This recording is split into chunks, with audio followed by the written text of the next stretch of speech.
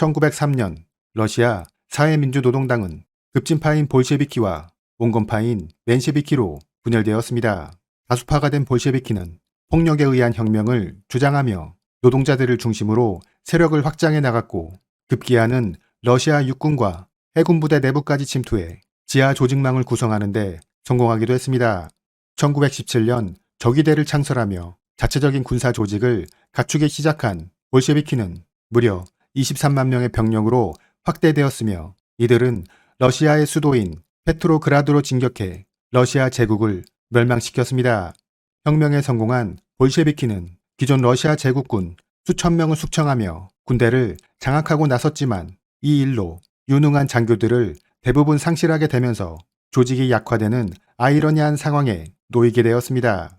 따라서 볼셰비키는 붉은 군대를 창설해 조직을 강화하는 일에 나서게 되는데, 이를 위해 러시아 제국군의 장교 2만 2천 명을 다시 불러들였고, 만 18세에서 40세 사이의 남성들에게 병역 의무를 부과하기도 했습니다. 이를 통해 1919년 소련은 61개의 보병사단, 12개의 기갑사단 등 총 300만 명의 병력을 보유하게 되었으며, 적백내전을 수행하는 과정에서 그 규모는 550만 명으로 확대되기까지 했습니다. 전쟁이 끝난 후 동원령이 해제되자 소련군 병력은 56만 명으로 급속하게 감소되었지만, 군대를 현대화시키는 작업은 계속 진행되는데, 이를 위해 소련이 협력할 수 있는 대상은 바로 독일군이었습니다. 당시 1차 대전에서 패배한 독일은 베르사유 조약으로 인해 병력 규모 제한, 군사훈련 금지, 군수산업 재건 금지 등의 제약을 받고 있었는데, 독일군 수뇌부는 이러한 제한 조치들을 우회할 수 있는 새로운 협력국을 모색하게 되었습니다. 결국 독일과 소련은 두 국가의 관계를 정상화하는 라팔로 협정을 체결하게 되었으며, 이를 통해 독일군은 소련에 각종 군사연구소와 군수공장을 설립해 그곳에서 자신들의 비밀 무기를 실험했습니다.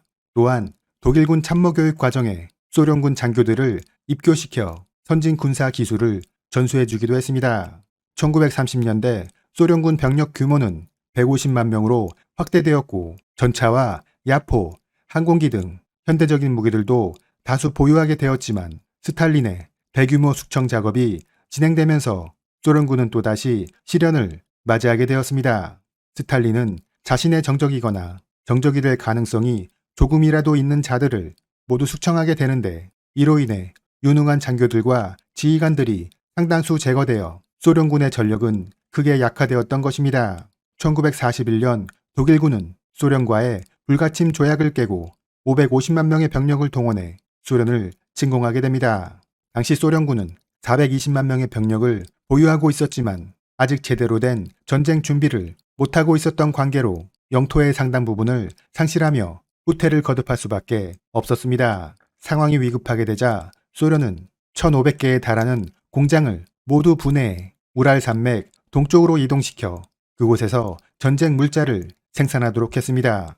1944년 지속적인 전시 경제체제 가동과 연합군의 지원으로 규모를 키워나간 소련군은 야포 8만 9천 문, 방사포 2천 문, 전차 4,900대, 항공기 850대, 그리고 600만 명의 병력을 보유하게 되었으며, 이들의 공격을 받은 독일군은 결국 항복을 선언할 수밖에 없었습니다. 전쟁이 끝나게 되자 서방 국가들은 즉시 군대를 해체하는 작업에 들어갔지만, 소련은 상당 기간 준전시태세를 유지하게 되는데, 그 이유는 바로 동구권 국가들을 병합하기 위해서였습니다. 따라서 동유럽의 여러 국가들은 소비에트 연방에 병합되거나 위성 국가가 되어 그들의 직간접적인 통치를 받게 되었습니다. 그럼 냉전 시기 소련의 군사 구조에 대해 알아보겠습니다. 2차 대전이 끝날 당시 소련군은 지상군과 공군, 해군으로 나뉘어 있었으나 1948년 항공군이 새로 창설되었고, 1959년에는 전략 로켓군이 창설되어 소련군은 서방 국가들과 달리 5개의 군 체계로 운영되었습니다. 지상군은 기본적으로 차량화 소총부대, 기갑부대, 포병부대, 방공부대로 나뉘게 되며, 그중 차량화 소총부대는 100개가 넘는 사단으로 구성되어 있어 지상군의 중심 세력이라 할 수 있습니다. 이들 차량화 소총부대는 핵전쟁 상황에 대비하기 위해 병사들은 방독면과 보호복, 방사능 해독제와 측정기를 소지하며 각종 차량에는 외부로부터 방사능에 오염된 공기가 들어오지 않도록 여과 장치가 탑재되었습니다. 기갑부대는 50여 개의 사단, 4만 5천 대의 전차를 보유하고 있었으며 이들은 서방 세계를 공격하는 핵심 전력으로 평가되었습니다. 서방 세계는 소련의 기갑부대를 상대하기 위해 각종 대전차 무기를 발전시키게 되는데 이를 상대하는 과정에서 소련군 전차의 방어력은 지속적으로 개선되었습니다. 포병 부대는 기본 장비인 야포와 자주포 이외에도 사거리 1000km 이하의 미사일도 운용했는데 대표적으로는 프로그 미사일과 스커드 미사일을 둘 수 있습니다. 포병 부대는 이러한 단거리 미사일에 전술 핵폭탄도 탑재할 수 있어 서방 세계의 병력 밀집 지역을 공격하도록 계획되었습니다. 지상군 방공부대는 저고도로 침투하는 적 항공기와 미사일을 상대하는 부대로 다양한 구경의 방공포뿐만 아니라 SA-6와 같은 중거리 지대공 미사일도 보유해 지상군을 보호하는 임무를 수행했습니다. 다음은 공군입니다. 소련 공군은 크게 장거리 비행대, 전선 비행대, 군수송 비행대 이렇게 3개의 병과로 나눌 수 있습니다. 장거리 비행대는 긴 항속거리를 가진 항공기를 이용해 적 전략시설을 공격하는 것을 목표로 하고 있으며 대표적인 무기로는 투폴레프 22 백파이어 폭격기를 둘 수 있습니다. 2400km의 전투행동 반경을 가진 이 폭격기는 일반 폭탄 이외에도 공대지 핵미사일을 발사할 수 있어 미국의 핵무기 시설과 항공모함 전단에 큰 위협이 되었습니다. 전선 비행대는 각종 전투기와 병폭격기를 이용해 전투가 벌어지고 있는 전선 상공에서 제공권을 장악하고 적군의 주요 시설과 장비를 파괴하는 임무를 수행합니다. 다만 소련의 전선 비행대는 서방의 항공기에 비해 성능이 떨어져 제대로 된 역할을 수행하지 못할 것이라는 비판이 있었는데 이를 만회하기 위해 미그 23과 수호이 24와 같은 전투기를 개발하며 전력 강화에 나서기도 했습니다. 가변익기로 마 2가 넘는 속도를 가진 미그 23은 중거리 미사일을 발사할 수 있는 능력도 가지고 있어 서방 국가의 F4 팬텀의 대항마로 평가되기도 했습니다. 군수송 비행대는 병력과 장비를 원거리로 이동시키는 부대입니다. 소련은 넓은 영토를 가지고 있어 수송기의 역할이 매우 중요했는데 처음에는 미국의 DC 수송기를 카피해 사용하기도 했지만 이후에는 AN-12와 같은 자체 수송기를 개발했으며 이후 기술을 축적해 소련 최초의 중거리 여객기인 일류신 86을 개발하기도 했습니다. 군 수송 비행대는 헬리콥터에도 상당한 주의를 기울여 밀8 헬리콥터를 개발하기도 했는데 이 기체는 무려 1만 7천 대가 제작되어 세계에서 가장 많이 생산된 헬리콥터가 되었습니다. 다음은 해군입니다. 소련 해군은 북양함대, 발틱함대, 흑해함대, 태평양함대 이렇게 4개의 함대로 구성되었습니다. 이들 함대는 각종 잠수함과 수상함, 자체적인 항공대를 보유하고 있는데 이 중에서 소련 해군의 가장 핵심 전력은 바로 핵잠수함이었습니다. 수상함과 항공모함 전력에서 서방을 따라갈 수 없었던 소련은 비대칭 전력인 잠수함을 대량으로 보유하기로 했으며 1970년대 중반에는 미국과의 핵잠수함 비율에서 62대 44로 앞서기도 했습니다. 또한 소련 해군 항공대는 450여 대의 폭격기를 보유해 미국 항공모함 함대에 대한미사일을 날리는 임무를 담당하기도 했습니다. 다음은 방공군입니다. 사실 서방 세계는 소련 공군 이외에 방공군이 따로 존재한다는 것이 매우 생소하게 여겨졌는데 이들의 임무는 외부의 위협으로부터 그들의 영공을 방어하는 것이었습니다. 방공군 병과는 크게 요격기 부대, 미사일 부대, 무성기술 부대로 나눌 수 있습니다. 요격기 부대는 각종 전투기로 영공을 침입하는 적기를 격추시키는 임무를 수행하며 대표적인 장비로는 6.25 전쟁에서도 활약했던 미그-15, 무려 1만 대가 넘게 생산된 미그-21, 속도가 마 3이 넘는 미그-25 등이 있습니다. 미사일 부대는 SA-2에서 SA-6까지 이어지는 지대공 미사일들을 이용해 적 항공기와 미사일을 요격하는 것으로 이 중 SA-2 미사일은 베트남 전쟁에서 대량으로 배치되어 미군에게 큰 피해를 입히기도 했습니다. 무선 기술 부대는 지상에 촘촘히 배치된 레이더를 이용해 항공군의 항공기들을 유도해주는 임무를 수행합니다. 사실 소련은 레이더를 소형화하는 기술이 부족해 항공기 내부에 고성능의 레이더를 장착하는데 어려움이 있었으며 이를 만회하기 위해 지상에 수많은 레이더를 중첩 설치해 적이 어디에 있는지 아군 항공기에게 알려주도록 했습니다. 마지막으로 전략 로켓군입니다. 1949년 핵무기 개발에 성공한 소련은 이를 적국에 투발할 수 있는 전략 폭격기 개발에도 박차를 가했습니다. 하지만 항공기 제작 기술이 부족한 소련은 미국의 B-29 폭격기를 모방하거나 항속거리가 만족스럽지 못한 폭격기를 만들 수밖에 없었습니다. 따라서 이 문제를 해결하기 위해 소련군은 폭격기보다 탄도미사일을 핵투발 수단으로 사용하는 방안에 대해 더 집중적인 투자를 하게 됩니다. 1957년 세계 최초로 인공위성을 쏘아 올리는데 성공하는 등 로켓 기술력에 자신감을 얻게 되자 소련은 1959년 전략 로켓군이라는 새로운 군종을 창설하게 되었습니다.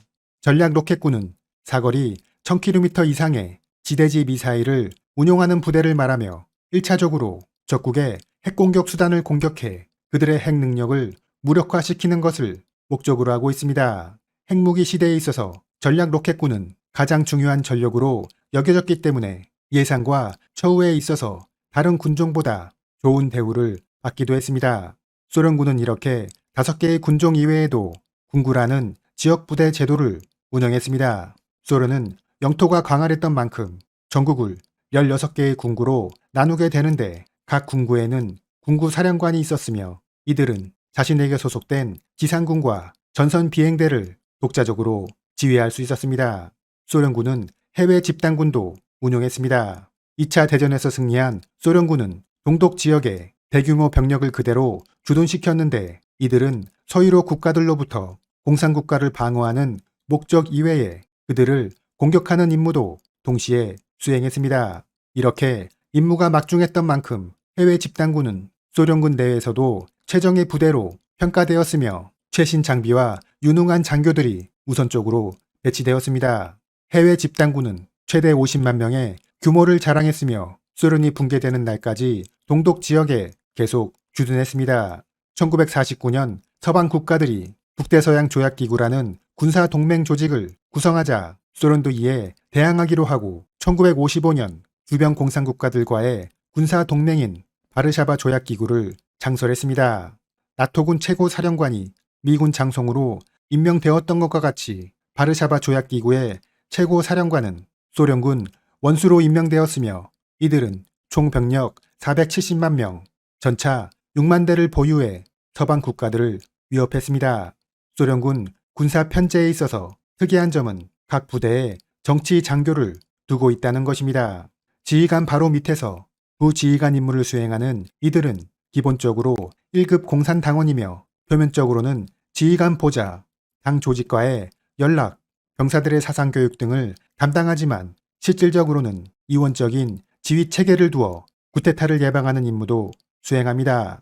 소련의 인구수는 보통 2억 9천만 명 정도였으며 그중 만 19세의 남성 숫자는 평균 200만 명 수준을 유지했습니다.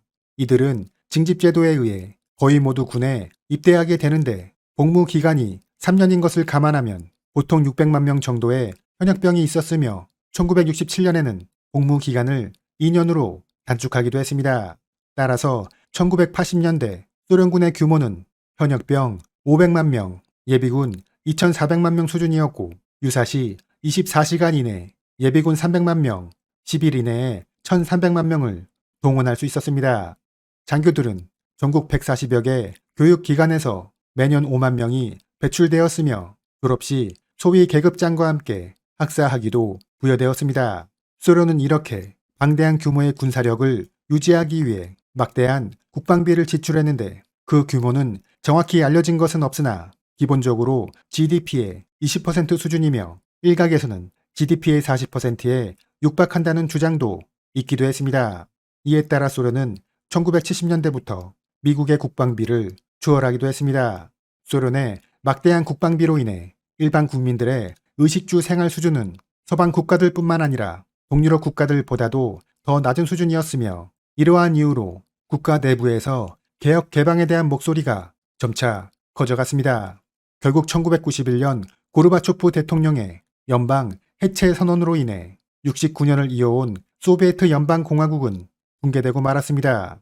소련은 선진 과학기술과 대규모 징집제도, 막대한 국방비 지출로 세계 최대의 군사력을 보유하게 되었으며 여기에 철저한 보안을 유지했던 관계로 서방 국가들에게 그들은 언제나 두려움의 대상이었습니다. 하지만 소련군은 자유와 기본권이 보장되지 않는 사회가 어떠한 종말을 맞게 되는지 우리 인류 역사에 큰 교훈을 남겨주기도 했습니다. 이상으로 마치겠습니다.